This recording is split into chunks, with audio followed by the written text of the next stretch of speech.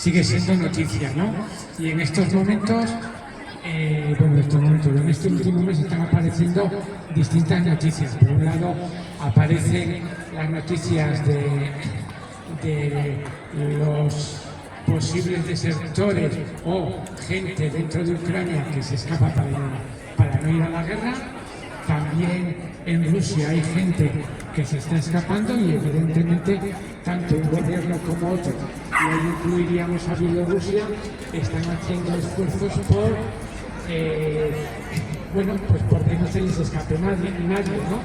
La guerra ya sabes que existe mucha mano de obra, entre otras cosas porque los soldados mueren y porque necesitan de vez en cuando que los que están en el frente descansen, y para eso necesitan nuevos soldados, ¿no?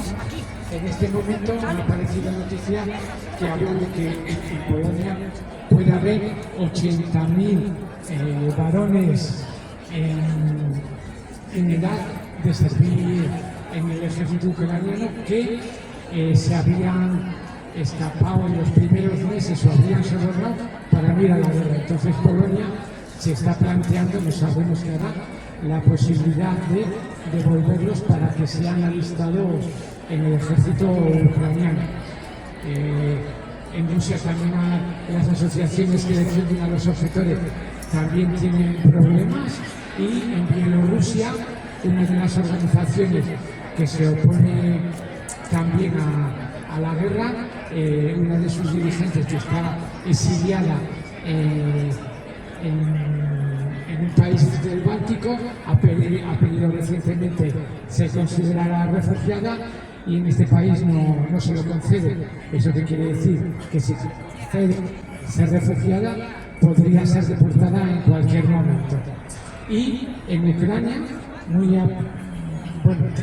tanto en Ucrania como en Bielorrusia y como en Rusia, hay gente que lucha. En concreto en Ucrania, en el último mes ha sido detenido y juzgado Yuri, no sé cómo más, que es del Movimiento por la Paz, que ha concedido entrevistas a distintos medios, incluidos medios españoles como ha sido el Heraldo de Aragón, diciendo que la guerra no es la solución al problema que hay entre Rusia y Ucrania. Ha sido detenido, ha sido juzgado y en este momento está en arresto domiciliario. Esto es importante porque no es lo mismo que protestemos contra la guerra desde aquí, que relativamente es fácil, como que haya gente que lo haga ya. Evidentemente, quizás él, a base de hacerlo, ha creado una cierta coraza que quizás ya veremos a ver, impida que puedan hacerlo desaparecer, ya veremos a ver, ¿no?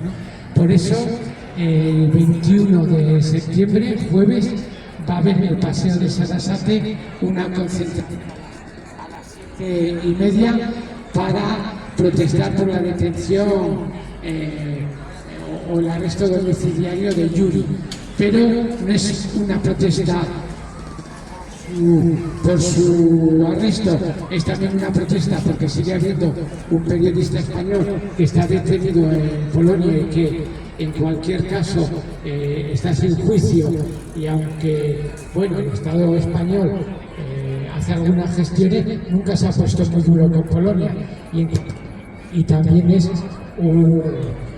una concentración para protestar con todo lo que es la guerra y para pedir de una vez que negocien y que callen las armas.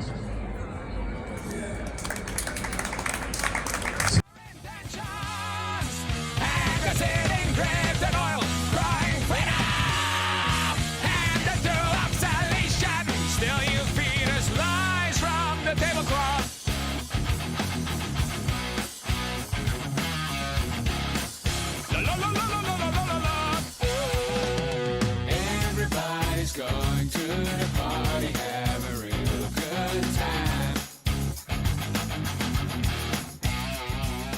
Dancing in the desert. O sea, el Osasuna. Yo he visto niños llorando por el Osasuna, porque a esos niños no les enseñan desde pequeños humanamente, suave, decirles pues, que hay niños que están muriendo de hambre, de sed, que no tienen casa. O sea, suavemente que no sufran, pero que sepan la realidad y no que lloren por un balón que van detrás de él como locos para ganar por los dineros. No hay más que Osasuna, el fútbol come todo un poco y me gustaría que eso, que si serías como Osasuna estarías todo a tope. Es que ricasco por todo lo que hacemos. Vale.